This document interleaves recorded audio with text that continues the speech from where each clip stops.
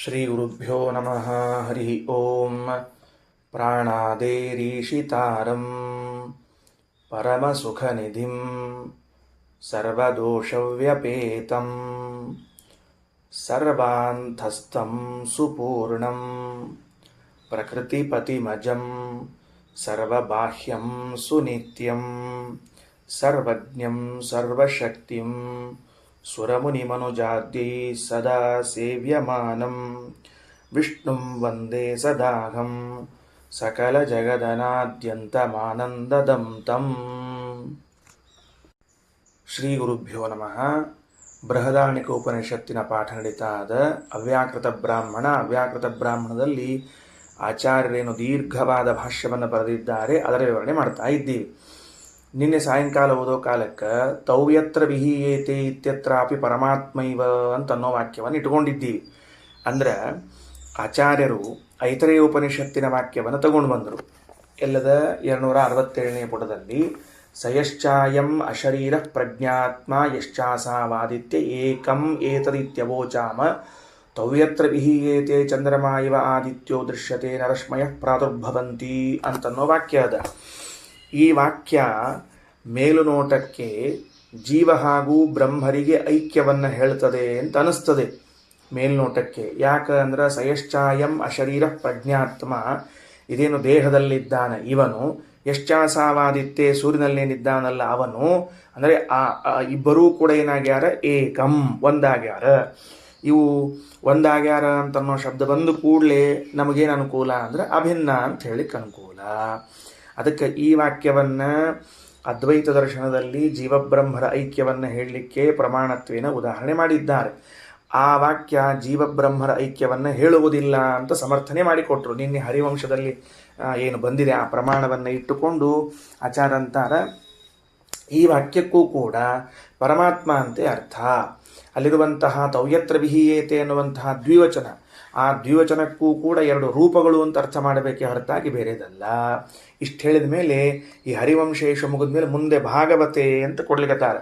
ಕ್ಷೇತ್ರಜ್ಞ ಏತಾ ಮನಸೋ ವಿಭೂತಿ ಅನ್ನೋ ವಾಕ್ಯಕ್ಕೆ ಏನು ಅರ್ಥ ಮಾಡಿಕೊಳ್ಬೇಕು, ಯಾಕೆ ಬಂತಿದು ಅಂತ ಪ್ರಶ್ನೆ ಅದ. ಅದಕ್ಕೆ ಅಶರೀರ ಪ್ರಜ್ಞಾತ್ಮ ಅಂತ ವೇದದಲ್ಲಿ ಬಂದದ. ಅದನ್ನು ಬರ್ಸೀನಿ ನಿನ್ನೆ, ನೀವಲ್ಲಿ ಬರ್ಕೊಂಡಿದ್ದೀರಿ. ಅಶರೀರ ಪ್ರಜ್ಞಾತ್ಮ ಅಂತ ಇಲ್ಲಿ ಸಿಕ್ಕರೆ ಸರಿ, ಇಲ್ಲದೇ ಇದ್ರೆ 267ನೇ ಪುಟದಲ್ಲಿ ಅದ. ಸಯಶ್ಚಾಯಂ ಅಶರೀರ ಪ್ರಜ್ಞಾತ್ಮ. ಇದಕ್ಕೆ ಶ್ರೀಮದಾಚಾರ ಪ್ರಕಾರ ಅರ್ಥ ಏನು? ಪ್ರಜ್ಞಾ ಅಂದ್ರೆ ಜ್ಞಾನ ಸ್ವರೂಪನಾದ ಜೀವ. ಈ ಜೀವನಿಗೆ ಆತ್ಮ ಅಂದರೆ ಸ್ವಾಮಿಯಾದವನು ಅಂತ ಅರ್ಥ.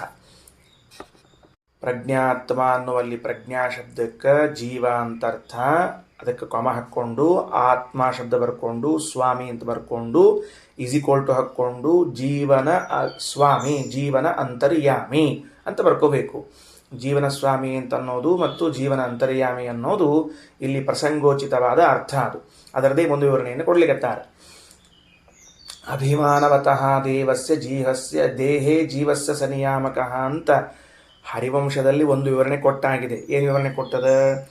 ಈ ಜೀವ ಏನಿದ್ದಾನ ಇವನು ದೇಹದ ಮೇಲೆ ಒಳ್ಳೆ ಅಭಿಮಾನ ಮಾಡ್ತಾನಂತೆ. ಒಳ್ಳೆ ಅಭಿಮಾನ ಅಂತಂದ್ರೆ ಅದು ಒಳ್ಳೆಯ ಕೆಟ್ಟದ ಅಂತ ಹಿಂಗಲ್ಲ, ಭಾರಿ ಅಭಿಮಾನ ಅಂತ ತಾತ್ಪರ್ಯ. ಆ ಅಭಿಮಾನವನ್ನು ಮಾಡ್ತಾ ಇದ್ದದರಿಂದಾಗಿ ನಾವೇನು ತಿಳ್ಕೋಬೇಕು ಅಂತಂದರೆ, ಆ ದೇಹದ ಮೇಲೆ ಅಭಿಮಾನ ಮಾಡುವಂತಹ ಜೀವನ ಅಂತರ್ಯಾಮಿಯಾಗಿದ್ದು ನಿಯಾಮಕನಾದ ಪರಮಾತ್ಮನನ್ನೇ ಪ್ರಜ್ಞಾತ್ಮ ಎಂದು ಕರೆಯುತ್ತಾರೆ. ಆಯಿತಾ? ಇದಕ್ಕೆ ಒಂದು ಪ್ರಮಾಣ ಸಾಲಲ್ಲ. ಯಾವುದು? ಹರಿವಂಶವೆಂಬ ಒಂದು ಪ್ರಮಾಣ ಸಾಲಲ್ಲ ಅಂತ ಅನಿಸಿ ಮತ್ತೊಂದು ಪ್ರಮಾಣವನ್ನು ಕೊಡುತ್ತಾರೆ. ಯಾವುದದು? ಭಾಗವತದ ಪ್ರಮಾಣ. ತಗೊಳ್ರಿ, ಈಗ ಇವತ್ತಿನ ಪಾಠ ಪ್ರಾರಂಭ. ಕ್ಷೇತ್ರಜ್ಞ ಏತಾ ಮನಸೋ ವಿಭೂತಿ ಜೀವಸ್ಯ ಮಾಯಾ ರಚಿತ ಅನಿತ್ಯಾ ಆವಿರ್ಹಿತಾಶ್ಚಾಪಿ ತಿರೋಹಿತಾಶ್ಚ ಶುದ್ಧೋ ವಿಚಷ್ಟೇ ಹ್ಯವಿಶುದ್ಧ ಕರ್ತು. ಭಾಳ ಚಂದದ. ಇದಕ್ಕೆ ರಘುತ್ತಮ ಸ್ವಾಮಿಗಳವ್ರ ವ್ಯಾಖ್ಯಾನ ಏನದ ಅಂತ ಓದ್ಲಿಕ್ಕತ್ತೀನಿ. ನಾನು ಓದ್ಲಿಕ್ಕತ್ತೀನಿ, ನೀವು ಕೇಳಿಸ್ಕೊಳ್ಲಿಕ್ಕತ್ತೀರಿ ಅಂತ ತಿಳ್ಕೊಂಡೀನಿ.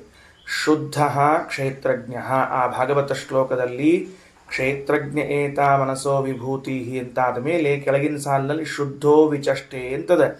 ಅದರಿಂದ ಶುದ್ಧ ಕ್ಷೇತ್ರಜ್ಞ. ಈ ಶುದ್ಧನಾದ ಕ್ಷೇತ್ರಜ್ಞ ಯಾರು ಅಂದರೆ ನಾರಾಯಣ. ಆ ಪರಮಾತ್ಮನಿಗೆ ಕ್ಷೇತ್ರಜ್ಞ ಅಂತ ಹೆಸರು. ಇಲ್ಲಿ ಭಾಗವತದಲ್ಲಿ ಬಂದದ. ಅಲ್ಲಿ 13ನೇ ಅಧ್ಯಾಯದೊಳಗೆ ಕ್ಷೇತ್ರಜ್ಞ ಯೋಗ ಅಂತ ಗೀತಾ ಅಲ್ಲೂ ಬಂದದ. ಕ್ಷೇತ್ರಜ್ಞ ಅನ್ನೋ ಶಬ್ದಕ್ಕೆ ಪರಮಾತ್ಮ ಅಂತ ತಿಳ್ಕೊಂಡು, ಇದಂ ಶರೀರಂ ಕೌಂತೇಯ ಕ್ಷೇತ್ರಮಿತ್ಯಭಿಧೀಯತೆ. ಈ ಶರೀರಕ್ಕೆ ಕ್ಷೇತ್ರ ಅಂತ ಹೆಸರು. ಅದನ್ನು ತಿಳಿದವನಾದ್ದರಿಂದ ಪರಮಾತ್ಮನಿಗೆ ಕ್ಷೇತ್ರಜ್ಞ ಅಂತ ಕರೀತಾರೆ ಅಂತ ಅಲ್ಲಿಯೂ ಬಂದಿದೆ. ಈಗ ಭಾಗವತದಲ್ಲಿ ಶುದ್ಧ ಕ್ಷೇತ್ರಜ್ಞ, ಪರಮಾತ್ಮನಿಗೆ ಎಷ್ಟು ಚಂದ ಹೆಸರವ ನೋಡ್ಕೊಳ್ರಿ. ಏನದ? ಕ್ಷೇತ್ರಜ್ಞ ಅಂತ ಕರೀತಾರೆ. ಸರ್ವ ಶಬ್ದಗಳನ್ನು ನಾವು ಪರಮಾತ್ಮನಲ್ಲಿ ಸಮನ್ವಯ ಮಾಡುವಾಗ ಬರುವಂತಹ ಒಂದು ಶಬ್ದ ಕ್ಷೇತ್ರಜ್ಞ ಶಬ್ದ. ಎಲ್ಲ ಶಬ್ದಗಳನ್ನು ಭಗವಂತನಿಗೆ ಸಮನ್ವಯ ಮಾಡಬೇಕು. ಸರ್ವಶಬ್ದ ವಾಚ್ಯ ಪರಮಾತ್ಮ, ಸರ್ವಶಬ್ದದಿಂದ ಪರಮಾತ್ಮ ವಾಚ್ಯನಾಗ್ಯಾನ ಅಂತ ಆದ್ರೆ ಕ್ಷೇತ್ರಜ್ಞ ಎಂಬ ಶಬ್ದದಿಂದಲೂ ವಾಚ್ಯನಾದವನು ಪರಮಾತ್ಮ. ಅಂದ್ರ ಅರ್ಥ ಏನು? ಕ್ಷೇತ್ರಜ್ಞ ಎಂಬ ಶಬ್ದವು ಪರಮಾತ್ಮನನ್ನ ತಿಳಿಸುತ್ತದೆ ಅಂತ ಅರ್ಥ. ಸರಿ, ಕ್ಷೇತ್ರಜ್ಞ ಆಯ್ತಾ. ಕ್ಷೇತ್ರಜ್ಞನಾಗಿದ್ದವನು ಹೆಂಗಿದ್ದಾನ? ಶುದ್ಧನಾಗಿದ್ದಾನೆ. ಶುದ್ಧ ಕ್ಷೇತ್ರಜ್ಞ. ಅವಿಶುದ್ಧ ಕರ್ತು ಜೀವಸ್ಯ. ಅಲ್ಲದ ಮತ್ತೆ ಒಳಗ ಮೇಲೆ ನೋಡ್ಕೋತ ಹೋಗ್ರಿ. ಅಷ್ಟೇನು ಶುದ್ಧ ಕರ್ತೃವಲ್ಲದ ಜೀವನ ಮಾಯಾರಚಿತಾ, ಅವನ ಇಚ್ಛೆಯಿಂದ, ಜೀವನ ಕರ್ಮಾನುಸಾರವಾಗಿ ಅವನ ಇಚ್ಛೆಯಿಂದ ರಚಿತವಾಗಿರುವಂತಹದ್ದೇನವ ಆ ಎಲ್ಲ ಮನೋರಥಗಳು ಅವು ಅನಿತ್ಯಾ, ಆವಿರ್ಹಿತಾ, ತಿರೋಹಿತಾ, ಮನಸಃ ವಿಭೂತಿ, ಮನಸ್ಸಿನ ವಿಕಾರಗಳು. ಮನಸ್ಸಿನ ವಿಕಾರಗಳು ಅವುಗಳೇ ಸುಖ ದುಃಖಕ್ಕೆ ಕಾರಣ. ಅವುಗಳನ್ನು ಪರಮಾತ್ಮ ನೋಡ್ತಾ ಇರ್ತಾನೆ ಅಂತ ಈ ಶ್ಲೋಕದ ಅಭಿಪ್ರಾಯದ. ಸರಿ, ಶಬ್ದಾಭಿಪ್ರಾಯ ನೋಡಿದ್ರಿ ನಾವು. ಕ್ಷೇತ್ರಜ್ಞನು ಅಂದರೆ ಪರಮಾತ್ಮನು. ಏತಾಹ ಮನಸಃ ವಿಭೂತಿ, ಇವೇನು ಮನಸ್ಸಿನ ವಿಕಾರಗಳು ಅಂತಿವೆಯೋ ಜೀವನಿಗೆ, ಮಾಯಾರಚಿತಾ ಅನಿತ್ಯಾ, ಅವನ ಇಚ್ಛೆಯಿಂದ ಅವನ ಕರ್ಮಾನುಸಾರವಾಗಿ ಅವನ ಹಂಗೆ ಇಚ್ಛೆ ಪಡ್ತಾನೆ, ಅದರಂತೆ ಅವುಗಳನ್ನು ಕಾಣ್ತಾನೆ. ಅವು ಹೆಂಗವ? ಆವಿರ್ಹಿತಾಶ್ಚಾಪಿ ತಿರೋಹಿತಾಶ್ಚ. ಕೆಲವು ಪ್ರತ್ಯಕ್ಷ ಕಾಣ್ತಾನೆ, ಕೆಲವು ಅಪ್ರತ್ಯಕ್ಷವಾಗಿರ್ತಾವೆ. ಸ್ಪಷ್ಟವಾಗಿ ಕಾಣುವುದು ಕೆಲವು, ಅಸ್ಪಷ್ಟವಾಗಿ ಕಾಣುವುದು ಕೆಲವು. ಇಂತಹ ಈ ಜೀವನ ಎಲ್ಲ ವಿಕಾರಗಳು, ಅದಕ್ಕುಂಟಾಗುವ ಸುಖ ದುಃಖಗಳನ್ನು ನೋಡ್ತಾ ಇದ್ದಾನೆ ಆ ಕ್ಷೇತ್ರಜ್ಞನು ಅಂತ ಹೇಳ್ತಾ ಇದ್ದಾರೆ. ಹಾಗಾದರೆ ಇದರಿಂದ ಏನು ಹೇಳಬೇಕಾಗಿದೆ? ಸಯಶ್ಚಾಯಂ ಅಶರೀರ ಪ್ರಜ್ಞಾತ್ಮ ಅಂತನ್ನುವಲ್ಲಿನ ಪ್ರಜ್ಞಾತ್ಮ ಶಬ್ದಕ್ಕೆ ಜೀವನ ಅಂತರ್ಯಾಮಿಯಾಗಿ ಇದ್ದು ಅವನ ಸ್ವಾಮಿಯಾದವನು ಅಂತನ್ನೋದಕ್ಕೆ ವಿವರಣೆಯನ್ನು ಕೊಟ್ಟಿದ್ದಾರೆ. ಆಯಿತಾ? ಈ ಭಾಗವತ ಯಾವ ವಿಷಯವನ್ನು ತಿಳಿಸ್ತಾ ಇದೆ? ಪ್ರಮಾಣವೇನೋ ಸರಿ, ವಿಷಯ ಗೊತ್ತಾಯ್ತು ನಮಗೆ. ಪರಮಾತ್ಮ ಜೀವನ ಅಂತರ್ಯಾಮಿಯಾಗಿ ನಿಯಾಮಕನಾಗಿದ್ದಾನೆ ಅಂತ ಗೊತ್ತಾಯಿತು.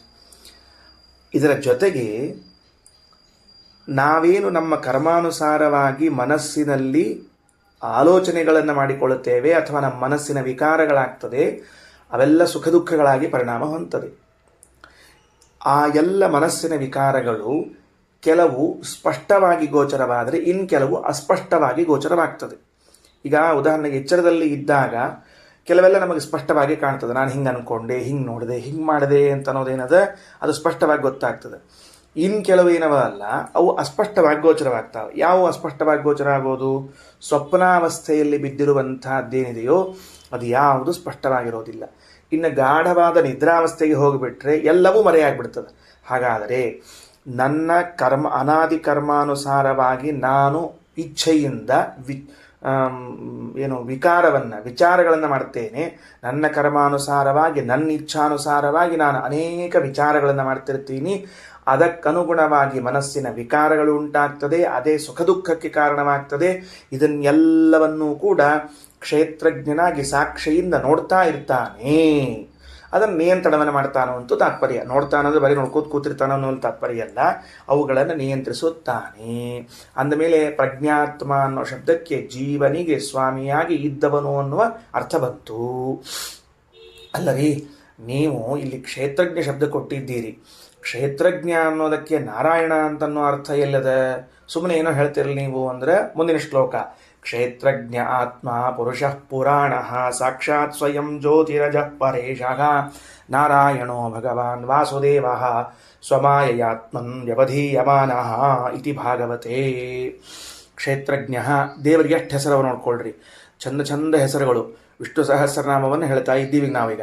ಕ್ಷೇತ್ರಜ್ಞ, ಆತ್ಮ, ಪುರುಷಃ, ಪುರಾಣ, ಸಾಕ್ಷಾತ್, ಸ್ವಯಂ ಜ್ಯೋತಿ, ಅಜಃ, ಪರೇಶಃ, ನಾರಾಯಣ, ಭಗವಾನ್, ವಾಸುದೇವ, ಇಷ್ಟೆಲ್ಲ ನಾಮಗಳು ಪರಮಾತ್ಮನಿಗೆ. ಇಂತಹ ಪರಮಾತ್ಮನು ಸ್ವಮಾಯಯಾತ್ಮನ್ ವ್ಯವಧೀಯಮಾನ, ತನ್ನ ಇಚ್ಛೆಯಿಂದಲೇನೆ ಈ ಜೀವನ ಹೃದಯದಲ್ಲಿ ಕೂತು ಮರೆಯಾಗಿದ್ದಾನೆ.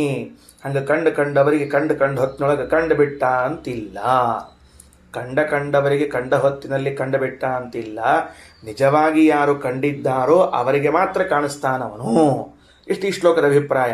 ಅಂದರೆ ಏನಾಯಿತು, ಕ್ಷೇತ್ರಜ್ಞ ಶಬ್ದವು ನಾರಾಯಣನನ್ನು ತಿಳಿಸ್ತದ ಅಂತನ್ನೋದಕ್ಕೆ ಈ ಶ್ಲೋಕ, 2ನೇ ಶ್ಲೋಕ. ಅಂತಹ ಕ್ಷೇತ್ರಜ್ಞನಾಗಿರುವಂತಹ ಪರಮಾತ್ಮ ನಮ್ಮ ಹೃದಯದಲ್ಲಿದ್ದುಕೊಂಡು ನಮ್ಮ ಎಲ್ಲ ಈ ಕರ್ಮಾನುಸಾರವಾಗಿ ಬರುವಂತಹ ಪುಣ್ಯಪಾಪಗಳು, ಇದು ಸುಖ ದುಃಖಗಳು ಎಲ್ಲವನ್ನೂ ಕೂಡ ನಿಯಂತ್ರಣ ಮಾಡುತ್ತಿರುತ್ತಾನೆ ಅಂತ 2 ಶ್ಲೋಕದಲ್ಲಿ ವಿವರಣೆಯನ್ನು ಕೊಟ್ಟು, ಹಾಗಾಗಿ ಪ್ರಜ್ಞಾತ್ಮ, ಅಶರೀರ ಪ್ರಜ್ಞಾತ್ಮ ಅನ್ನುವಲ್ಲಿ ಪ್ರಜ್ಞಾತ್ಮ ಶಬ್ದದಿಂದ ನಾರಾಯಣ ಅಂತೆ ಅರ್ಥವನ್ನು ಮಾಡಬೇಕು. ಇಲ್ಲೊಂದು ಶಬ್ದ ಬಂತೀಗ, ಸ್ವಮಾಯಯಾತ್ಮನ್ ವ್ಯವಧೀಯಮಾನ ಅಂತದ. ಅಂದರೆ ಜೀವರಿಗೆ ಕಾಣಿಸದೇ ಇದ್ದಂತೆ ಮರೆಯಾಗಿದ್ದಾನೆ ಅಂತದ. ಹೌದು, ಈ ಜೀವರಿಗೆ ಕಾಣಿಸದೇ ಇದ್ದಂತೆ ಮರೆಯಾಗಿದ್ದು ತನ್ನ ಇಚ್ಛಾನುಸಾರಿಯಾಗಿಯಾ, ಅಥವಾ ಇದಕ್ಕೆ ಬೇರೆ ಅರ್ಥ ಮಾಡ್ಯಾರ ಕೆಲವರೆಲ್ಲ. ಏನು ಅರ್ಥ ಮಾಡ್ಯಾರ, ಸ್ವಮಾಯಯಾತ್ಮನ್ ವ್ಯವಧೀಯಮಾನ ಅಂತನ್ನೋ ಶಬ್ದಕ್ಕೆ ಅವನೇ, ಆ ಪರಮಾತ್ಮನೇ ತನ್ನನ್ನು 2 ಭಾಗಗಳನ್ನಾಗಿ ಮಾಡಿಕೊಂಡ. ಒಂದು ಜೀವವೆಂಬುದಾಗಿ, ಒಂದು ಪರಮಾತ್ಮವೆಂಬುದಾಗಿ ವಿಭಾಗ ಮಾಡಿಕೊಂಡ ಅಂತ ಈ ಶ್ಲೋಕಕ್ಕೆ ಭಾಗವತದೊಳಗೆ ವ್ಯಾಖ್ಯಾನ ಮಾಡೋ ಕಾಲಕ್ಕೆ ಹಂಗೆ ಮಾಡ್ಯಾರ್ರಿ. ಮತ್ತು ಶ್ರೀಮದಾಚಾರ್ಯ ಮತ್ತೆ ಅದನ್ನು ಕರೆಕ್ಷನ್ ಮಾಡ್ಬೇಕೀಗ. ಅಂದ್ರೆ ಯಾವುದನ್ನು ಪ್ರಮಾಣ ಕೊಟ್ಟಾರ ಆ ಪ್ರಮಾಣಕ್ಕೆ ತಪ್ಪರ್ಥ ಬರೋದನ್ನು ಸರಿ ಮಾಡ್ಬೇಕೀಗ. ಏನು ಬರ್ದಾರ, ವಾಸುದೇವ ಸ್ವಮಾಯೆಯ ಆತ್ಮನ್ ವ್ಯವಧೀಯಮಾನ, ಅಂದರೆ ತನ್ನ ಮಾಯೆಯಿಂದಲೇನೆ ತನ್ನನ್ನು 2 ಭಾಗ ಮಾಡಿದ್ದಾನೆ, ಜೀವನೆಂಬುದಾಗಿ ಪರಮಾತ್ಮವೆಂಬುದಾಗಿ ಅಂತ. ಮತ್ತವರು ಯಥಾ ಪ್ರಕಾರ ಜೀವಬ್ರಹ್ಮೈಕ್ಯ ಹೇಳಲಿಕ್ಕೆ ಹೊರಡವರಿದ್ದರು. ಅದಕ್ಕೆ ತೆಳಗೆ ಹರಿವಂಶೇಶು. ಇಲ್ಲಿ ಸ್ವಮಾಯಯಾತ್ಮನ್ ವ್ಯವಧೀಯಮಾನ ಅಂತಂದರೆ ನೀವು ಹೇಳಿದ ಅರ್ಥ ಅಲ್ಲ. ಮತ್ತು ಸ್ವೇಚ್ಛಯೈವ ಆವೃತೋ ವಿಷ್ಣು ಜೀವೇ ತಿಷ್ಠತಿ ಸರ್ವದಾ ಯೋಸೌ ನಿಯಮಯನ್ ಜೀವಂ ಕ್ಷೇತ್ರಜ್ಞೈತಿ ಶಬ್ದಿತಃ ಇತಿ ಹರಿವಂಶೇಶು.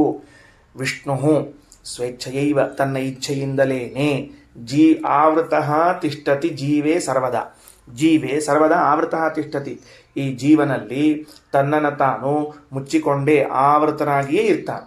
ಹಂಗವ ಎಲ್ಲರನ್ನೂ ಬಿಚ್ಚಿಕೊಂಡಿರುವುದಿಲ್ಲ, ಎಲ್ಲರ ಮುಂದೆ ಕಾಣಿಸೋದಿಲ್ಲ. ಯೋಸೌ ನಿಯಮಯನ್ ಜೀವಂ, ಯಾರು ಈ ಜೀವನನ್ನು ನೇಮಿಸುತ್ತಾ ಇದ್ದಾನೋ ಕ್ಷೇತ್ರಜ್ಞೈತಿ ಶಬ್ದಿತಃ, ಅವನನ್ನೇನು ಕರೀತಾರೆ, ಕ್ಷೇತ್ರಜ್ಞ ಎಂದು ಕರೆಯುತ್ತಾರೆ. ಸರಿ, ಇಷ್ಟೂ ಕೂಡಿ ಒಂದು ಘಟ್ಟ ಆಯಿತು. ಈಗ ಏನು ಘಟ್ಟ ಆಯಿತು ಅಂತಂದರೆ, ಸಯಶ್ಚಾಯಮ ಶರೀರ ಪ್ರಜ್ಞಾತ್ಮ ಯಶ್ಚಾಸಾವಾದಿತ್ಯೆ ಏಕಮೇತದಿತ್ಯವೋಚಾಮ ತೌ ಯತ್ರ ವಿಹೀಯತೆ ಎನ್ನುವಂತಹ ಐತರೇಯ ವಾಕ್ಯವನ್ನು ಕೆಲವರು ಜೀವಬ್ರಹ್ಮರ ಅಭೇದ ಪರವಾಗಿದೆ ಅಂತ ವ್ಯಾಖ್ಯಾನ ಮಾಡಲಿಕ್ಕೆ ಹೊರಟಾಗ ಶ್ರೀಮದಾಚಾರ್ಯರು ಹರಿವಂಶ ಭಾಗವತ ಹರಿವಂಶದ ಪ್ರಮಾಣದ ಆಧಾರದಲ್ಲಿ ಆ ಯಾವ ಶ್ರುತಿಗಳು ಕೂಡ ಜೀವಬ್ರಹ್ಮರ ಮಧ್ಯದಲ್ಲಿ ಐಕ್ಯವನ್ನು ಹೇಳಲಿಕ್ಕೆ ಹೊರಟಿಲ್ಲ. ಯಾಕ, ಸಯಶ್ಚಾಯಂ ಅಶರೀರ ಪ್ರಜ್ಞಾತ್ಮ ಯಶ್ಚಾಸಾವಾದಿತ್ಯೆ ಎನ್ನುವಲ್ಲಿ ಜೀವನ ಅಂತರ್ಯಾಮಿಯಾಗಿರುವಂತಹ ಪರಮಾತ್ಮನು, ಸೂರ್ಯನ ಅಂತರ್ಯಾಮಿಯಾಗಿರುವಂತಹ ಪರಮಾತ್ಮನು, ಆ ಸೂರ್ಯನ ಅಂತರ್ಯಾಮಿಯಾಗಿರುವಂತಹ ಪರಮಾತ್ಮ ಈ ಕಣ್ಣಿನಲ್ಲೂ ಇದ್ದಾನ. ಸೂರ್ಯಾಂತರ್ಯಾಮಿ ಚಕ್ಷುರಂತರ್ಯಾಮಿ ಪರಮಾತ್ಮ ಒಂದು, ಆಮೇಲೆ ಜೀವನ ಸ್ವರೂಪದಲ್ಲಿದ್ದ ಭಗವದ್ ರೂಪ ಒಂದು. ಇವರಿಬ್ಬರೂ ಕೂಡ, ಯಾರಿಬ್ಬರೂ ಕಣ್ಣಿನಲ್ಲಿ ಇರುವ ಹಾಗೂ ಹೃದಯದಲ್ಲಿದ್ದ ಪರಮಾತ್ಮ ತವ್ಯತ್ರ ವಿಹೀಯೇತೆ, ಯಾವಾಗ ಈ ದೇಹವನ್ನು ಬಿಟ್ಟು ಹೊರಡಬೇಕು ಅಂತಾರೋ ಅಂದ್ರೆ ಅದು ಮರಣ ಸೂಚಕ. ಚಂದ್ರಮ ಇವ ಆದಿತ್ಯೋ ದೃಶ್ಯತೆ, ಆಗ ಇವನಿಗೆ ಸೂರ್ಯ ಚಂದ್ರನಂತೆ ತಂಪಾಗಿ ಕಾಣಲಿಕ್ಕೆ ಪ್ರಾರಂಭ ಮಾಡ್ತಾನಂತ. ಇದು ಅಶುಭ ಸೂಚನ. ಹೀಗೆ ಕಾಣಿಸಿತು ಅಂದರೆ ಆದಿತ್ ಪ್ರತ್ನಶ್ಚರೇತ ಸಹ ಎನ್ನುವಂತಹ ಮಂತ್ರಗಳು, ಆ ಮಂತ್ರಗಳ ಜಪವನ್ನು ಮಾಡಿದಾಗ ಅವನಿಗೆ ಆ ದೋಷ ಹೋಗ್ತದೆ ಅಂತಿರುವುದೇ ಹೊರತಾಗಿ ಅಲ್ಲಿ ಯಾವ ಜೀವಬ್ರಹ್ಮರ ಐಕ್ಯವನ್ನು ಹೇಳಿಕ್ಕೆ ಬಂದಿಲ್ಲ ಅಂಥೇಳಿ ಅದಕ್ಕೆ ಮೊದಲು ಹರಿವಂಶದ ಪ್ರಮಾಣವನ್ನು ಕೊಟ್ಟರು. ಕೊಟ್ಟ ಮೇಲೆ ಏನಂತ ಹೇಳಿತು ಹರಿವಂಶ ಪ್ರಮಾಣ, ಅಶರೀರ ಪ್ರಜ್ಞಾತ್ಮ ಅಂತನ್ನೋದಲ್ಲಿ ಅಶರೀರ ಪ್ರಜ್ಞಾತ್ಮ ಅನ್ನುವುದು ಎರಡೂ ಪರಮಾತ್ಮನಿಗೆ ವಿಶೇಷಣ. ಅಶರೀರ ಅಂತಂತ ಇದ್ದೀರಿ, ದೇವರಿಗೆ ಶರೀರವಿಲ್ವೇನು? ಹಾಗಿದ್ರೆ ಶರೀರ ಇದ್ದೇ ಇದೆಯಲ್ಲ. ಪರಮಾತ್ಮನಿಗೆ ಶರೀರವಿಲ್ಲ ಅಂದರೆ ನಾವು ಧ್ಯಾನ ಮಾಡುವುದು ಹೇಗೆ? ಹೌದು, ಶರೀರ ಉಂಟು. ಶರೀರ ಇದೆ ಅಂದ ಮೇಲೆ ಅಶರೀರ ಶಬ್ದವನ್ನು ಪ್ರಯೋಗ ಮಾಡುವುದು ಹೇಗೆ ಅಂದರೆ ಅಶರೀರಾನಭಿಮಾನಿ, ಅಭಿಮಾನ ಇಲ್ಲದೆ ಇದ್ದದ್ದರಿಂದ ಅಶರೀರ ಅಂತ ಕರೀತಾರೆ. ಯಾವ ಶರೀರ ಅವನಿಗೆ, ಪರಮಾತ್ಮನಿಗೆ ಈ ಶರೀರದ ಮೇಲೆ ಅವನಿಗೆ ಅಭಿಮಾನ ಇಲ್ಲ. ಆದರೆ ಈ ಶರೀರದ ಮೇಲೆ, ನಮ್ಮ ಶರೀರದ ಮೇಲೆ ನಮಗೆ ಅಭಿಮಾನ ಉಂಟು. ಹಾಗಾದರೆ ಶರೀರದ ಮೇಲೆ ಅಭಿಮಾನ ಇರುವ ಜೀವನಿಗೆ ಅಂತರ್ಯಾಮಿಯಾಗಿ ಸ್ವಾಮಿಯಾಗಿ ಇದ್ದು ಎಲ್ಲವನ್ನ ನಿಯಂತ್ರಿಸುತ್ತಾನಾದ್ದರಿಂದ ಸಯಶ್ಚ ಎಂ ಅಶರೀರ ಪ್ರಜ್ಞಾತ್ಮ ಎಂಬ ಶ್ರುತ್ಯರ್ಥ. ಇದು ಒಂದು ಪ್ರಮಾಣವನ್ನು ಈ ಶ್ರುತಿ ಅರ್ಥ ಹೇಳಲಿಕ್ಕೆ ಬಳಸಿಕೊಂಡ್ರೆ, ಇನ್ನೊಂದು ಪ್ರಮಾಣವನ್ನು ಬಳಸಿಕೊಂಡ್ರು ಭಾಗವತದ್ದು. ಕ್ಷೇತ್ರಜ್ಞ ಏತಾ ಮನಸೋ ವಿಭೂತಿರ್ಜೀವಸ್ಯ ಮಾಯಾ ರಚಿತ ಅನಿತ್ಯಾ ಆವಿರ್ಹಿತಾಶ್ಚಾಪಿ ತಿರೋಹಿತಾಶ್ಚ ಶುದ್ಧೋ ವಿಚಷ್ಟೇ ವಿಶುದ್ಧ ಕರ್ತು. ಅನಾದಿ ಕಾಲದ ನಮ್ಮ ಕರ್ಮಾನುಸಾರವಾಗಿ ಹುಚ್ಚುಚ್ಚು ಇಚ್ಛೆಗಳನ್ನು ಮಾಡುತ್ತಾ ಮನಸ್ಸಿನಲ್ಲಿ ನಾನಾ ತರಹದ ಬಯಕೆಗಳನ್ನು ಪಡ್ತಾ ಇರ್ತೇವೆ. ಕೆಲವು ಪೂರ್ಣವಾಗ್ತವೆ, ಕೆಲವು ಪೂರ್ಣವಾಗುವುದಿಲ್ಲ. ಕೆಲವನ್ನು ಸ್ವಪ್ನದಲ್ಲಿ ಕಾಣ್ತೇವೆ, ಕೆಲವನ್ನು ಎಚ್ಚರದಲ್ಲಿ ಕಾಣ್ತೇವೆ. ಇದು ಎಲ್ಲವನ್ನೂ ನಿಯಂತ್ರಣ ಮಾಡುತ್ತಾ ನಮ್ಮ ಅಂತರ್ಯಾಮಿಯಾಗಿದ್ದವನು ಆ ಪರಮಾತ್ಮ ಕ್ಷೇತ್ರಜ್ಞ. ಅವನಿಗೇನೆ ನಾನಾ ತರಹದ ಹೆಸರುಗಳು, ಕ್ಷೇತ್ರಜ್ಞಾತ್ಮ, ಪುರುಷ ಪುರಾಣ ಇತ್ಯಾದಿಗಳಾಗುತ್ತೆ. ಆ ಶ್ಲೋಕದಲ್ಲಿ ಬಂದಿರುವಂತಹ ಮಾತಿನಿಂದ ಏನು ಅನ್ಯಥಾ ಭಾವಿಸಬಾರದು. ಸ್ವಮಾಯಾತ್ಮನ್ ವ್ಯವಧೀಯಮಾನ ಅಂತಂದರೆ ತಾನೇ ಎರಡು ಭಾಗವಾಗಿ ಜೀವ ಪರಮಾತ್ಮನಾಗಿದ್ದಾನೆ ಅಂತ ಅರ್ಥ ಅಲ್ಲ. ತನ್ನ ಇಚ್ಛೆಯಿಂದಲೇನೆ ನಮ್ಮಲ್ಲಿ ಇದ್ರೂ ತಾನು ಆವೃತನಾಗಿದ್ದಾನೆ ಎಂಬ ಅರ್ಥವನ್ನು ಮಾಡಬೇಕು. ಇಷ್ಟು ಘಟ್ಟ ಮುಗೀತು. ಇನ್ನು ಮುಂದೆ ಏನು, ಇಲ್ಲಿ ಬಂದವನು ಜೀವ ಅಲ್ಲ ಅನ್ನೋದಕ್ಕೆ ಎರಡು ವಿಶೇಷಣ ತಗೊಳ್ರಿ. ಯಾವುದು? ಅಶರೀರ ಪ್ರಜ್ಞಾತ್ಮ ಅಂತ ಎರಡು ವಿಶೇಷಣಗಳವ. ಈ ಎರಡು ವಿಶೇಷಣಗಳು ಪರಮಾತ್ಮನನ್ನ ಕುರಿತು ಹೇಳುತ್ತದೆ. ಆಚಾರ್ಯ ಅಂತಾರೆ, ಶ್ರುತಿ ಅರ್ಥ ಮಾಡುವಾಗ ಅಲ್ಲಿ ಬಂದ ಪದಗಳು ಯಾರಿಗೆ ವಿಶೇಷಣವೆನಿಸುತ್ತದೆ ಅಂತನ್ನುವುದನ್ನು ಮೊದಲು ನಿರ್ಧಾರ ಮಾಡಿಕೊಳ್ಳಬೇಕು. ಏವಮೇವ ಅರ್ಥವನ್ನು ಹೇಳಬಾರದು. ಈಗ ಅಲ್ಲಿ ಅಶರೀರ ಪ್ರಜ್ಞಾತ್ಮ ಅಂತ ಅನ್ನೋದದ ಸರಿನಾ? ಐಕ್ಯ ಹೇಳುವರಿಗೆ, ಜೀವಬ್ರಹ್ಮರ ಮಧ್ಯದಲ್ಲಿ ಐಕ್ಯ ಹೇಳುವರಿಗೆ ಅಶರೀರ ಎಂಬ ಶಬ್ದವು ಪ್ರಜ್ಞಾತ್ಮ ಎಂಬ ಶಬ್ದವು ಎರಡೂ ಕೂಡ ಜೀವನನ್ನ ಹೇಳಬೇಕು. ಆದರೆ ಪರಮಾತ್ಮನಿಗೆ ಐಕ್ಯ ಹೇಳುವಂತಹ ನಮಗ, ಅಂದರೆ ಇಲ್ಲಿದ್ದ ಪರಮಾತ್ಮನಿಗೂ ಅಲ್ಲಿದ್ದ ಪರಮಾತ್ಮನಿಗೂ ಐಕ್ಯ ಹೇಳುವ ನಮಗ ಆ ಅಶರೀರ ಪ್ರಜ್ಞಾತ್ಮ ಎಂಬುದು ಬಾಧಕ ಅಲ್ಲ. ಯಾಕೆ ಬಾಧಕ ಅಲ್ಲ? ಪ್ರಜ್ಞಾತ್ಮ ಅನ್ನೋ ಶಬ್ದಕ್ಕೆ ಜೀವನ ಸ್ವಾಮಿ ಅಂತ ಅರ್ಥ ಮಾಡ್ತೀವಿ. ಅಶರೀರ ಎಂಬ ಶಬ್ದಕ್ಕೆ ಶರೀರಾಭಿಮಾನ ಇಲ್ಲದವನು ಅಂತ ಅರ್ಥ ಮಾಡ್ತೇವೆ. ಹೀಗಾಗಿ ನಮಗೆ ಬಾಧಕ ಇಲ್ಲ. ಈ ಎರಡೂ ವಿಶೇಷಣಗಳಿಗೆ ಎರಡೂ ವಿಶೇಷಣಗಳು ಜೀವನನ್ನ ಕುರಿತಾಗಿದ್ದಾದರೆ ಅಶರೀರ ಎಂಬ ಶಬ್ದಕ್ಕೆ ಅರ್ಥ ಏನು ಹೇಳಬೇಕು? ಜೀವನಿಗೆ ಶರೀರವಿಲ್ಲ. ಸಾಧ್ಯ ಇದೆಯಾ? ಸಂಸಾರಾವಸ್ಥೆಯಲ್ಲಿ ಜೀವನಿಗೆ ಶರೀರವಿಲ್ಲ ಅಂತ ಹೇಳಿ ಬರ್ತದ? ಬರುವುದಿಲ್ಲ. ಆಚಾರ ಅಂತಾರೆ, ನಹಿ ಜೀವಸ್ಯ ಅಶರೀರತ್ವಂ ಅಮುಕ್ತಸ್ಯ.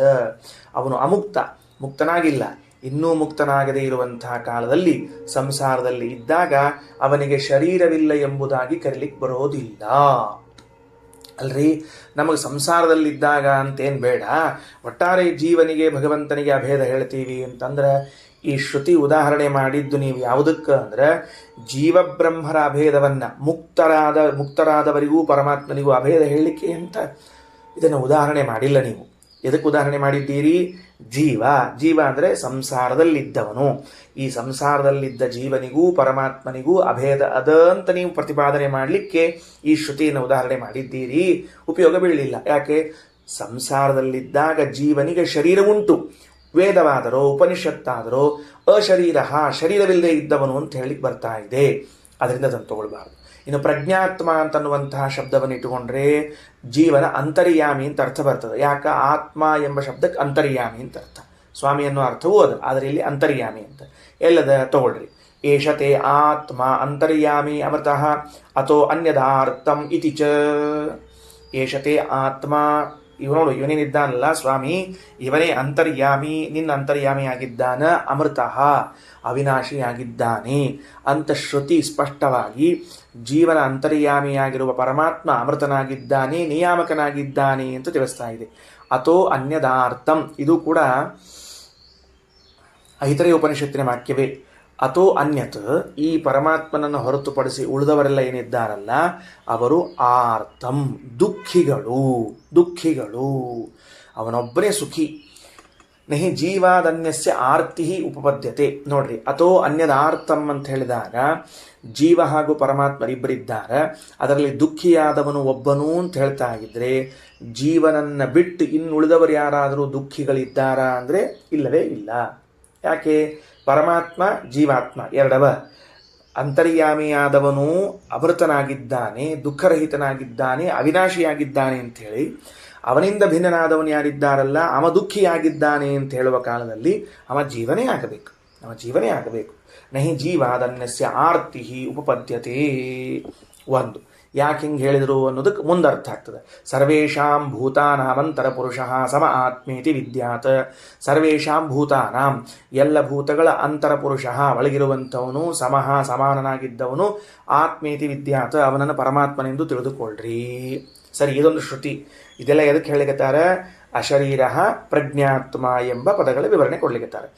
ಅಶರೀರ ಅಂತನ್ನೋದಕ್ಕೆ ಪರಮಾತ್ಮ ಎಂದೇ ಅರ್ಥ ಮಾಡಬೇಕು, ಜೀವ ಎಂದು ಅರ್ಥ ಮಾಡಬಾರದು. ಕಾರಣ, ಸಂಸಾರದಲ್ಲಿದ್ದಾಗ ಜೀವನಿಗೆ ಶರೀರ ಇದ್ದೇ ಇರ್ತದೆ.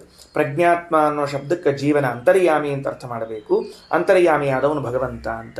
ಅದಕ್ಕೆ ಕೊನೆಯ ವೇದ ಸರ್ವೇಷಾಂ ಭೂತಾನಾಂ ಅಂತರಪುರುಷಃ ಸಮ ಆತ್ಮೇತಿ ವಿದ್ಯಾತ್ ಅನ್ನೋ ವಾಕ್ಯಕ್ಕೆ ಈ ಭೂತಾನಾಂ ಅಂದರೆ ಯಾರು?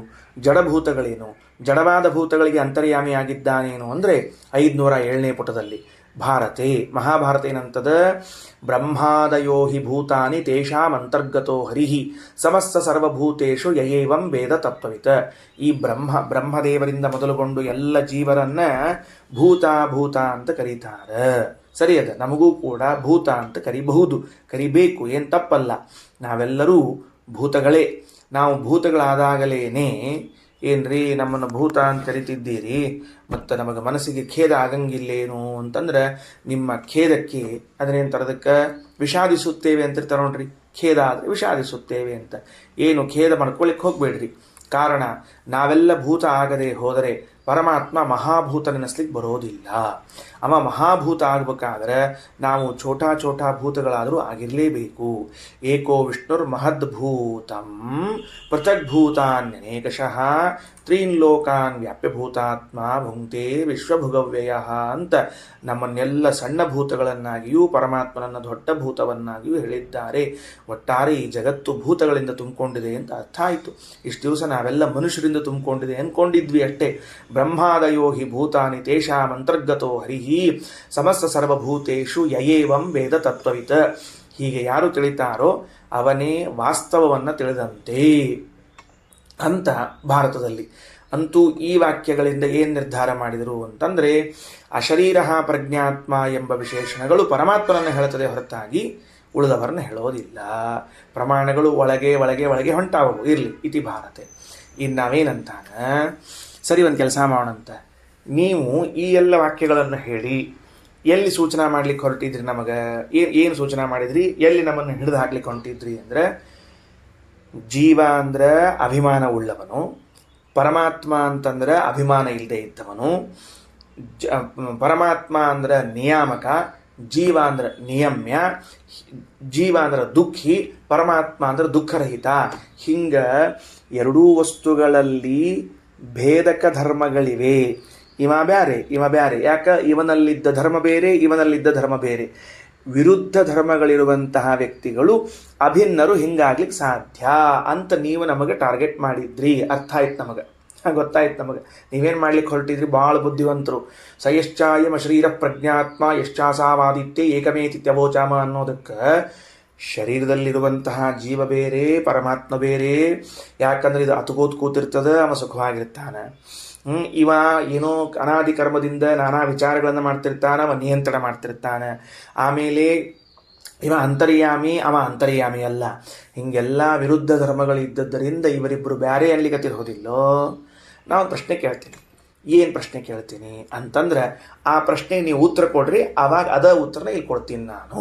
ಏನು ಅಂತಂದ್ರೆ, ಒಬ್ಬರನ್ನ ಯಾರನ್ನೋ ನಾವು ಎಲ್ಲಿ ನೋಡಿರ್ತೀವಿ ಅಂತಂದ್ರೆ ಒಂದು ಕಡೆ ಭೇಟಿಯಾಗಿರ್ತೀವಿ, ಯಾವುದೋ ಒಂದು ಊರಾಗಿ ಭೇಟಿಯಾಗಿರ್ತೀವಿ. ಸರಿನಾ? ಒಂದು ಊರಲ್ಲಿ ಭೇಟಿಯಾಗಿದ್ದವರನ್ನ ಪುನಃ ಇನ್ನೊಂದು ಊರಲ್ಲೂ ಅವರನ್ನು ಭೇಟಿಯಾದ ನಾವು. ಆ ಎರಡು ಊರುಗಳಲ್ಲಿ ಭೇಟಿಯಾದವರನ್ನು ನಾವೇನು ಮಾಡ್ತೀವಿ ಅಂದರೆ ಹಿಂಗೆ ಉದ್ಗಾರ ತೆಗಿತೀವಿ. ಓ, ಬೆಂಗಳೂರಿನಾಗಿದ್ರಲ್ಲ ನೀವು, ಬೆಂಗಳೂರವ್ರು ಹೋದಿಲ್ಲ ನೀವು ಅಂತಂತೀವಿ ನಾವು. ಬೆಂಗಳೂರಿನವರು ಇದನ್ನು ಸಂಸ್ಕೃತ ಹೆಂಗೆ ಕರೆದಿದ್ದಾರೆ ಇದನ್ನು ಪ್ರತ್ಯಭಿಜ್ಞಾ ಅಂತ ಕರೀತಾರೆ. ಪ್ರತ್ಯಭಿಜ್ಞಾ ಅಂದ್ರೆ ಸಂಸ್ಕೃತದೊಳಗೆ ಹೆಂಗದ ಇದಕ್ಕೆ ಸೋಯಂ ದೇವದತ್ತ ಹೆಂಗದ ಪ್ರತ್ಯಭಿಜ್ಞಾ ಶಬ್ದವನ್ನ ಸೋಯಂ ದೇವದತ್ತ ಬರ್ಕೊಳ್ತೀರಲ್ಲ, ಬರ್ಕೊಳ್ರಿ. ಆ ಪ್ರತ್ಯಭಿಜ್ಞಾಕ್ ಉದಾಹರಣೆ ಸೋಯಂ ದೇವದತ್ತ ಸಹ ಅಯಂ ದೇವದತ್ತ ಅಂತ. ಸೋಯಂ ದೇವದತ್ತ ಎಂಬ ವಾಕ್ಯಕ್ಕೆ ಅರ್ಥ ಏನು ಅಂದ್ರೆ ತದ್ದೇಶ ತತ್ಕಾಲ ಏತದ್ದೇಶ ಏತತ್ಕಾಲ ವಿಶಿಷ್ಟ ದೇವದತ್ತ ಅಂತ ಅರ್ಥ. ಬರ್ಕೊಳ್ಬೇಕು ಅದನ್ನ. ತದ್ದೇಶ ತತ್ಕಾಲ ವಿಶಿಷ್ಟ ಏತದ್ದೇಶ ಏತತ್ಕಾಲ ವಿಶಿಷ್ಟ ದೇವದತ್ತ. ಹಾಗಾದ್ರೆ ಈ ಪ್ರತ್ಯಭಿಜ್ಞಾ ಅಂತ ಅನ್ನೋದೇನದಲ್ಲ, ಇದನ್ನು ಹೆಂಗೆ ಹೊಂದಿಸ್ಬೇಕು ಅಂತ ಒಂದು ವಿಚಾರದ. ಸೋಯಂ ದೇವದತ್ತ ಅಂತನ್ನುವಲ್ಲಿ ಇದನ್ನು ಕನ್ನಡದಲ್ಲಿ ಭಾಷಾಂತರ ಮಾಡಿದೆ, ತರ್ಜುಮೆಗೊಳಿಸಿದೆ. ಆ ಈ ದೇವದತ್ತನು ಅಂತ. ಹೆಂಗ ಆ ಈ ದೇವದತ್ತನು ಅಂತ. ಆ ಈ ದೇವದತ್ತ ಅಂದ್ರೆ ಏನು? ಆ ಅಂದ್ರೆ ಆ ದೇಶ ಆ ಕಾಲ, ಈ ದೇಶ ಈ ಕಾಲ. ಗೊತ್ತಾಯ್ತಾ? ಅಂದ್ರೆ ನಾನು ಯಾವ ವ್ಯಕ್ತಿಯನ್ನ ಬದರಿ ಕ್ಷೇತ್ರದಲ್ಲಿ ಕಂಡಿದ್ದೆ, ಆ ವ್ಯಕ್ತಿಯನ್ನ ಪುನಃ ಧಾರವಾಡದಲ್ಲಿ ಕಂಡಾಗ ನಾನೇನಂದೆ, ಅವರೇ ಅಲ್ವಾ ನೀವು ಅಂತಂದೆ. ಅವರೇ ಅಲ್ವಾ ನೀವು ಅಂತಂದ್ರೆ ಬದರಿ ಕ್ಷೇತ್ರದಲ್ಲಿ ನಾನು ಯಾರನ್ನ ಕಂಡಿದ್ದೇನೋ ಅವರನ್ನೇ ಧಾರವಾಡದಲ್ಲಿ ಕಂಡೆ. ಅಂದ್ರೆ ಅವರೇ ಇವರು ಅನ್ನುವಾಗ ತಲೆಯಲ್ಲಿ ನಮಗೆ ಬಂದದ್ದೇನು?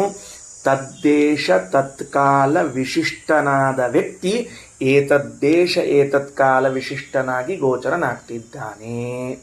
ಸರಿಯಾ? ತದ್ದೇಶ ತತ್ಕಾಲ ವಿಶಿಷ್ಟ. ಆ ಬದರಿ ಕ್ಷೇತ್ರ ಆ ಕಾಲದಿಂದ ಕೂಡಿಕೊಂಡ ಈ ಕಾಲ ಈ ದೇಶದಿಂದ ಕೂಡಿಕೊಂಡ ವ್ಯಕ್ತಿ ಬಂದ.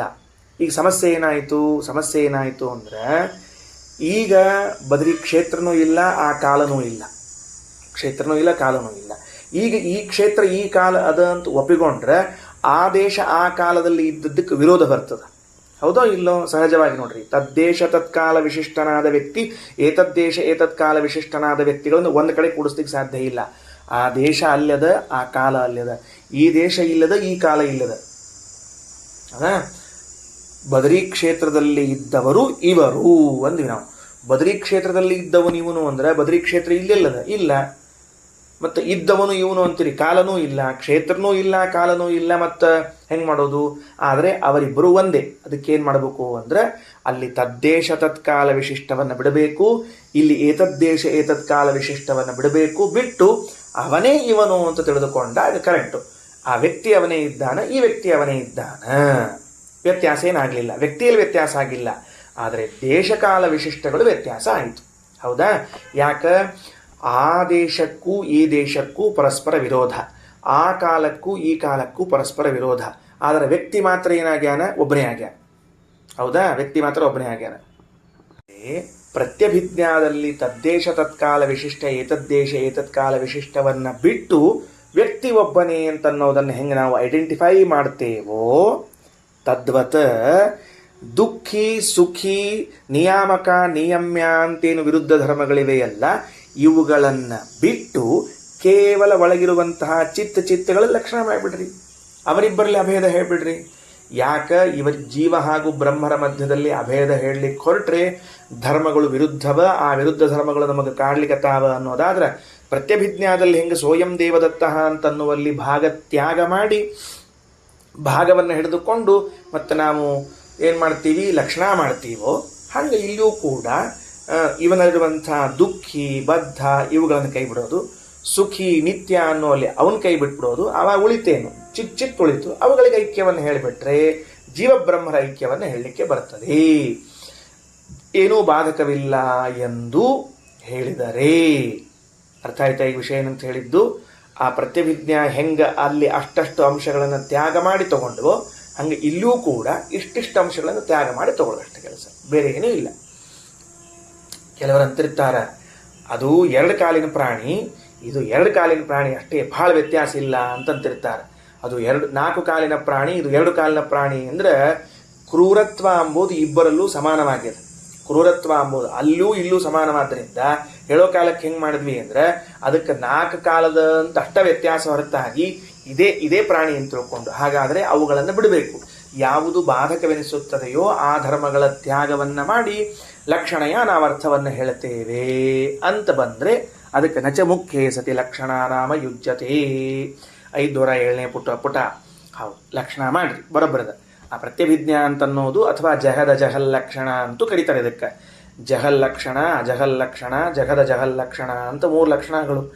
ಜಹಲ್ಲಕ್ಷಣ ಮಾಡಿ ಪ್ರತ್ಯಭಿಜ್ಞಾ ಇದ್ದಂತೆ ತದ್ದೇಶ ತತ್ಕಾಲ ವಿಶಿಷ್ಟ ಏತದ್ದೇಶ ಏತತ್ಕಾಲ ವಿಶಿಷ್ಟಗಳನ್ನು ತ್ಯಾಗ ಮಾಡಿಯೂ ಸೋಯಂ ಅನ್ನುವುದನ್ನು ಗ್ರಹಣ ಮಾಡಿದಂತೆ ದುಃಖಿ ಬದ್ಧ ಅವರತ್ವಗಳನ್ನು, ಆಮೇಲೆ ಸುಖಿ ನಿಯಾಮಕ ಅಂತರ್ಯಾಮಿ ಎಂಬುದನ್ನು ತ್ಯಾಗ ಮಾಡಿ ಚಿತ್ತಗಳಿಗೆ ಅಭೇದವನ್ನು ಹೇಳಿ ಸಯಶ್ಚಾಯಮ ಶ್ರೀರ ಪ್ರಜ್ಞಾತ್ಮ ಯಶ್ಚಾಸಾವಾದಿತ್ಯೆ ಅಂತನ್ನುವ ಸಂದರ್ಭದಲ್ಲೂ ಕೂಡ ಐಕ್ಯವನ್ನೇ ಹೇಳ್ತೀವಿ ಅಂತಂದರೆ ಕರೆಕ್ಟು. ಲಕ್ಷಣ ಮಾಡ್ತೀರಿ ಅದಕ್ಕೆ ಹೇಳಬೇಕಾಗ್ಯದ ಅಂತ. ಸರಿ ಆಯ್ತಾ? ಸ್ವಲ್ಪ ಗಂಭೀರದ, ಇಷ್ಟೇ ತಿಳ್ಕೊಂಡಿರ್ರಿ. ಮತ್ತೆ ಕೇಳಿದಾಗ ಸ್ಪಷ್ಟ ಆಗ್ತದೆ. ಜಹದ ಲಕ್ಷಣ ಮಾಡಿ ನೀವು ಅರ್ಥ ಮಾಡಿಕೊಳ್ಬೇಕು ಅಂತಂದರೆ ಯಾಕೆ ಮಾಡಬೇಕು? ಮುಖ್ಯಾರ್ಥಕ್ಕೆ ಬಾಧ ಬರ್ತಿದ್ರೆ ಆಗ ಲಕ್ಷಣ ಮಾಡ್ಲಿಕ್ಕೆ ಬರ್ತದೆ. ಲಕ್ಷಣ ಯಾವಾಗ ಮಾಡಬೇಕು? ಮುಖ್ಯವಾದ ಅರ್ಥಕ್ಕೆ ಬಾಧವು ಬರುತ್ತಿದ್ದರೆ. ನಿಯಮ, ಶಾಸ್ತ್ರೀಯವಾದ ನಿಯಮ. ಇದು ಎಲ್ಲರೂ ಅಂಗೀಕಾರ ಮಾಡಿದ್ದು. ಈಗ ನೋಡ್ರಿ, ಇದಕ್ಕೊಂದು ಪ್ರಸಿದ್ಧ ದೃಷ್ಟಾಂತ ಕೊಟ್ಟಿರ್ತಾರೆ ಯಾವಾಗಲೂ. ಗಂಗಾಯಾಮ್ ಘೋಷಃ ಅಂತ ಪ್ರಸಿದ್ಧ ದೃಷ್ಟಾಂತ. ಇದನ್ನು ಯಾಕೆ ಕೊಡ್ತಾರೆ ಶಾಸ್ತ್ರದಲ್ಲಿ ಮತ್ತೆ ಅಂದರೆ ಆ ನಿಮಿತ್ತದಿಂದಾಗಲಾದರೂ ಗಂಗಾ ಸ್ಮರಣೆ ಬರಲಿ ಅಂತ ತಿಳ್ಕೊಂಡು ಗಂಗಾಯಾಮ್ ಘೋಷಃ ಅಂತ ಹೇಳ್ತಿರ್ತಾರೆ. ಏನ್ರಿ ಭಾರಿ ವಿಚಿತ್ರ ಇದು.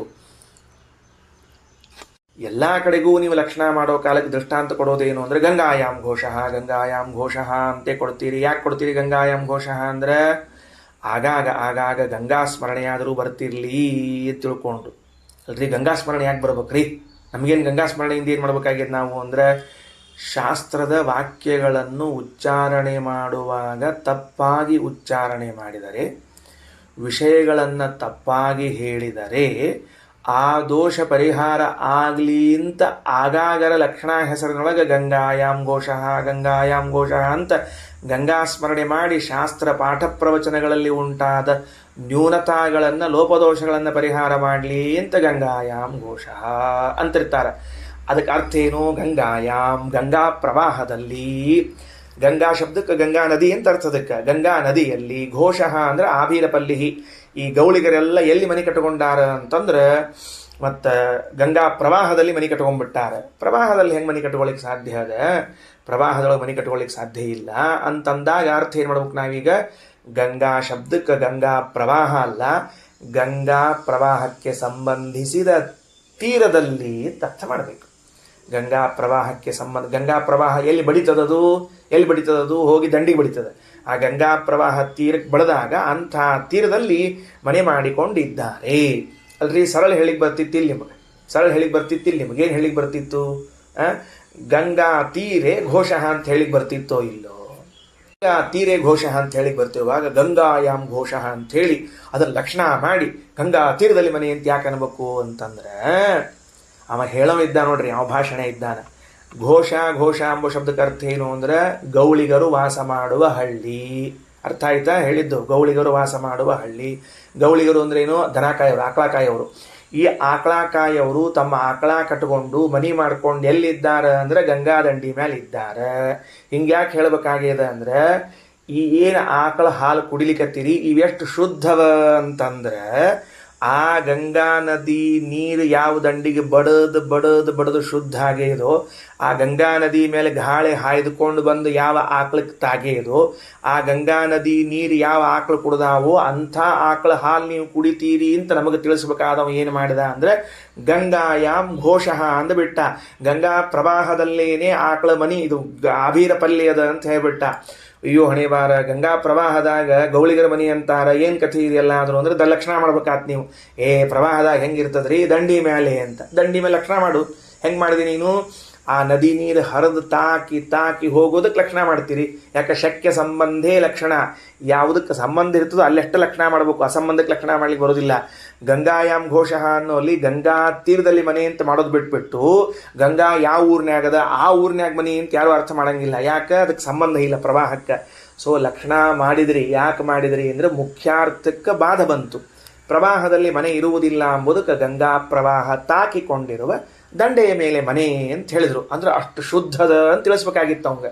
ಮುಖ್ಯಾರ್ಥಕ್ಕೆ ಬಾದ ಬಂದ ಲಕ್ಷಣ ಮಾಡಬೇಕು. ಸರಿ, ಸಯಶ್ಚಾಯಂ ಅಶರೀರ ಪ್ರಜ್ಞಾತ್ಮ ಅಂತನ್ನುವಲ್ಲಿ ಜೀವನದಲ್ಲಿರುವ ವಿಶೇಷಣಗಳನ್ನು, ಪರಮಾತ್ಮನಲ್ಲಿದ್ದ ವಿಶೇಷಣಗಳನ್ನು ತ್ಯಾಗ ಮಾಡಿ ನಾವು ಚಿತ್ತಿಗಳಿಗೆ ಐಕ್ಯ ಹೇಳ್ತೀವಿ ಅಂದ್ರೆ ಈ ಲಕ್ಷಣ ಮಾಡೋದು ಯಾವಾಗ? ಮುಖ್ಯಾರ್ಥಕ್ಕೆ ಬಾದ ಬಂದ್ರೆ. ಮುಖ್ಯಾರ್ಥಕ್ಕೆ ಯಾಕೆ ಬಾದ ಬರ್ತದೆ? ಬರುವುದೇ ಇಲ್ಲ. ಮುಖ್ಯಾರ್ಥಕ್ಕೆ ಯಾಕೆ ಬಾದ ಬರ್ತದೆ? ನಚ ಮುಖ್ಯೇ ಸತಿ ಲಕ್ಷಣಾನಾಮ ಯುಜ್ಯತೆ. ಆ ಶ್ರುತಿಗೆ ಸ್ಪಷ್ಟವಾಗಿ ಮುಖ್ಯಾರ್ಥವನ್ನು ಹೇಳಿ ಬರ್ತದೆ. ಏನು? ಜೀವನ ಅಂತರ್ಯಾಮಿಯಾದ ಪರಮಾತ್ಮನಿಗೂ ಸೂರ್ಯಾಂತರ್ಯಾಮಿಯಾದ ಪರಮಾತ್ಮನಿಗೂ ಕೂಡ ಐಕ್ಯ ಇದೆ. ಮುಖ್ಯಾರ್ಥ. ಇಲ್ಲಿ ಯಾವ ವಿಶೇಷಣವನ್ನು ಬಿಡಬೇಕಾಗಿಲ್ಲ. ಅಲ್ರಿ ಅಶರೀರ ಅಂತನ್ನೋ ವಿಶೇಷಣ, ಪ್ರಜ್ಞಾತ್ಮ ಅನ್ನೋ ವಿಶೇಷಣವನ್ನು ಯಾಕೆ ಬಿಡಬೇಕು? ಶರೀರದಲ್ಲಿ ಇದ್ರೂ ಪರಮಾತ್ಮನಿಗೆ ಶರೀರದ ಮೇಲೆ ಅಭಿಮಾನ ಇಲ್ಲ.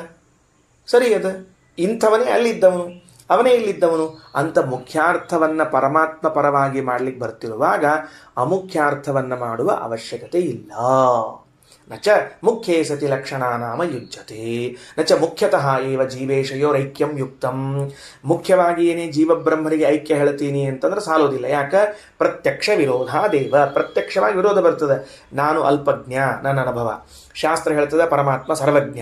ಹಿಂಗೆ ಪ್ರತ್ಯಕ್ಷ ವಿರೋಧ ಬರ್ತಿರುವಾಗ ಮುಖ್ಯವಾಗಿ ಐಕ್ಯ ಹೇಳಿಕ್ ಬರೋದಿಲ್ಲ. ಲಕ್ಷಣ ಮಾಡ್ತೀನಿ ಅಂದರೆ ಮುಖ್ಯಾರ್ಥಕ್ಕೆ ಬಾಧ ಇಲ್ಲ. ಎರಡೂ ರೀತಿಯಿಂದಲೂ ಕೂಡ ಈ ಸಯಶ್ಚಾಯಂ ಅಶರೀರ ಪ್ರಜ್ಞಾತ್ಮ ಎನ್ನುವ ವಾಕ್ಯಕ್ಕೆ ಅನ್ಯಾರ್ಥವನ್ನು ನಿಮಗೆ ಮಾಡಲಿಕ್ಕೆ ಬರುವುದಿಲ್ಲ. ನೋಡ್ರಿ, ಮುಖ್ಯವಾಗಿ ಅರ್ಥ ಹೇಳಲಿಕ್ಕೂ ಬರೋದಿಲ್ಲ, ಅಮುಖ್ಯವಾಗಿ ಅರ್ಥ ಹೇಳಲಿಕ್ಕೂ ಬರೋದಿಲ್ಲ. ಸರಿ ಆಯ್ತಾ?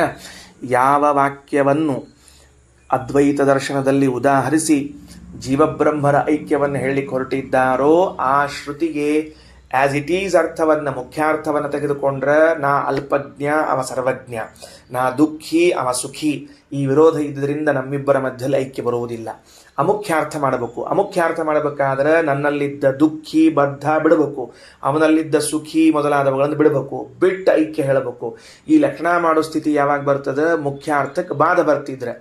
ಪರಮಾತ್ಮ ರೂಪಗಳಲ್ಲಿ ಐಕ್ಯ ಹೇಳುವ ಅರ್ಥ ಬರ್ತಿರುವಾಗ ಲಕ್ಷಣ ಮಾಡುವ ಅವಶ್ಯಕತೆ ಇಲ್ಲವೇ ಇಲ್ಲ. ಅಷ್ಟೇ ಅಲ್ಲದೆ ಮುಂದೆ ಅನೇಕ ಪುರುಷ ಸೂಕ್ತದ ಮಾತುಗಳನ್ನು ಉದಾಹರಣೆ ಮಾಡ್ತಾರೆ ಶ್ರೀಮದಾಚಾರ್ಯ.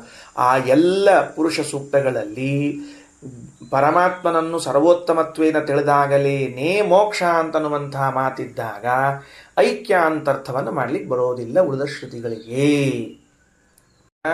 ತಮೇವಂ ವಿದ್ವಾನ್ ಅಮೃತ ಇಹ ಭವತಿ ನಾಣ್ಯ ಪಂಥ ಅಯನಾಯ ವಿದ್ಯತೆ ಇತ್ಯಾದೇಹೇ. ಇದು ಯಜುರ್ವೇದದ ಪುರುಷ ಸೂಕ್ತದ ಮಂತ್ರ. ಏನಲ್ಲಿಗೆ ತರ ಸ್ಪಷ್ಟವಾಗಿ ಈಶ್ವರನಿಂದ ಜೀವನು ಭಿನ್ನನಾಗಿದ್ದಾನೆ ಅಂತ ತಿಳಿಸುವಂತಹ ಅನೇಕ ಧರ್ಮಗಳನ್ನು ವೇದ ತಿಳಿಸ್ತಾ ಇದೆ. ಸರ್ವೇಶ್ವರತ್ವ, ಸರ್ವಜ್ಞತ್ವ ಇವೆಲ್ಲವೂ ಭಗವಂತನಲ್ಲಿರುವಂತಹ ಧರ್ಮಗಳು. ಅಂದಮೇಲೆ ಅಂತಹ ಧರ್ಮದಿಂದ ವಿಶಿಷ್ಟನಾದ ಮತ್ತೆ ಪರಮಾತ್ಮನು ಜೀವನ ಜೊತೆಗೆ ಅಭಿನ್ನನಾಗಲಿಕ್ಕೆ ಹೇಗೆ ಸಾಧ್ಯ ಇದೆ? ಸಾಧ್ಯವಿಲ್ಲ. ಎಲ್ಲದಪ್ಪ? ತಮ್ ಏವಂ ವಿದ್ವಾನ್, ಆ ಪರಮಾತ್ಮನನ್ನು ಹೀಗೆ ತಿಳಿದವನು. ಹೀಗೆ ಅಂದರೆ ಇದು ಪುರುಷ ಸೂಕ್ತದ 18ನೇ ಮಂತ್ರ. ಯಾವ ಪುರುಷ ಸೂಕ್ತ ಇದು? ಯಜುರ್ವೇದದ್ದು. ಯಜುರ್ವೇದದ ಕೊನೆ ಮಂತ್ರದಲ್ಲಿ ಹೇಳುತ್ತದೆ, ಈ ಮೇಲಿನ 17 ಮಂತ್ರಗಳಲ್ಲಿ ಯಾವ ರೀತಿಯಾಗಿ ಪರಮಾತ್ಮನನ್ನು ಹೇಳಲಾಗಿದೆಯಲ್ಲ ಆ ರೀತಿಯಾಗಿ ತಿಳಿದುಕೊಂಡ್ರೆ ಮಾತ್ರ ಮೋಕ್ಷ. ನಾಣ್ಯ ಪಂಥ ಅಯನಾಯ ವಿದ್ಯತೆ. ಬೇರೆ ರೀತಿಯಿಂದ ದಾರಿಯೇ ಇಲ್ಲ. ಎಷ್ಟು ಗಂಭೀರದ ನೋಡ್ರಿ. ತಮ್ ಏವಂ ವಿದ್ವಾನ್ ಅಮೃತ ಇಹ ಭವತಿ ನಾಣ್ಯ ಪಂಥ ಅಯನಾಯ ವಿದ್ಯತೆ. 18ನೇ ಮಂತ್ರದಲ್ಲಿ ವೇದ ಪ್ರತಿಜ್ಞಾ ಮಾಡ್ತದೆ.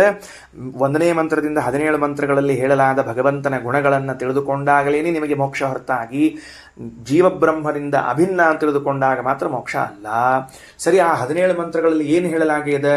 ಸಹಸ್ರ ಶೀರ್ಷತ್ವಾದಿ ಸರ್ವೇಶತ್ವ ಸರ್ವಜ್ಜಾಯಸ್ತ್ವಾದಿ ಜ್ಞಾನಾದೇವ ಮೋಕ್ಷ ಪ್ರತೀಯತೆ ಅನನ್ಯ ಯೋಗೇನ. ಸಹಸ್ರಶೀರ್ಷ ಪುರುಷ ಮೊದಲಾದ ಮಾತುಗಳು ಭಗವಂತನಿಗೆ ಅನಂತ ಶಿರಸ್ಸುಗಳಿವೆ, ಅನಂತ ಪಾದಗಳು, ಅನಂತ ಕೈಗಳು ಅಂತ. ಸರ್ವೇಶ್ವರತ್ವ, ಎಲ್ಲರಿಗೂ ಒಡೆಯನಾಗಿದ್ದಾನೆ. ಸರ್ವಜ್ಜಾಯಸ್ತ್ವ, ಸರ್ವೋತ್ತಮನಾಗಿದ್ದಾನೆ ಇತ್ಯಾದಿ ಎಲ್ಲ ಜ್ಞಾನಗಳಿಂದಲೇ ಮೋಕ್ಷ ತಿಳಿದು ಬರ್ತದೆ. ಅನನ್ಯ ಯೋಗೇನ. ಅನ್ಯಯೋಗ ಅಂದ್ರೆ ಐಕ್ಯ. ಅನನ್ಯ ಯೋಗ ಅಂದ್ರೆ ಐಕ್ಯ ಜ್ಞಾನದಿಂದ ಅಲ್ಲ, ಭಿನ್ನ ಅಂತ ತಿಳಿಬೇಕು. ಬರೆದಿಟ್ಕೊಳ್ರಿ. ಅನನ್ಯ ಯೋಗೇನ ಅನ್ನೋ ಶಬ್ದಕ್ಕೆ ಐಕ್ಯ ಜ್ಞಾನವಿಲ್ಲದೆ. ಅನ್ಯಯೋಗ ಅಂದರೆ ಇನ್ನೊಬ್ಬರ ಐಕ್ಯ, ಇನ್ನೊಬ್ಬರ ಸಂಬಂಧ. ಈ ಜೀವನಿಗೆ ಪರಮಾತ್ಮನ ಯೋಗ ಇದ್ರೆ ಅನ್ಯಯೋಗ, ಅನನ್ಯ ಯೋಗ ಅಂದ್ರೆ ಜೀವ ಪರಮಾತ್ಮರ ಐಕ್ಯ ಅಲ್ಲ, ಪ್ರತ್ಯೇಕವಾಗಿಯೇ ತಿಳಿತದ. ಪುರುಷ ಸೂಕ್ತದ ಮಾತನ್ನ ಅರ್ಥ ಮಾಡಿಕೊಂಡಾಗ ನಮಗೇನು ತಿಳಿದು ಬರ್ತದೆ ಅಂದ್ರೆ, ಜೀವನಿಂದ ಪರಮಾತ್ಮನು ಭಿನ್ನನಾಗಿದ್ದಾನೆ ಅಂತ ಸಾಧಿಸುವ ಅನೇಕ ಧರ್ಮಗಳುಂಟು. ಆ ಧರ್ಮ ವಿಶಿಷ್ಟನಾದ ಪರಮಾತ್ಮನನ್ನು ತಿಳಿದಾಗಲೇನೆ ನಮಗೆ ಮೋಕ್ಷ ಅದ ಅಂದುದರಿಂದ ಜೀವಬ್ರಹ್ಮರ ಮಧ್ಯದಲ್ಲಿ ಐಕ್ಯವು ಹೇಳಲು ಬರುವುದಿಲ್ಲ. ಶ್ರೀಕೃಷ್ಣಾರ್ಪಣಮಸ್ತು.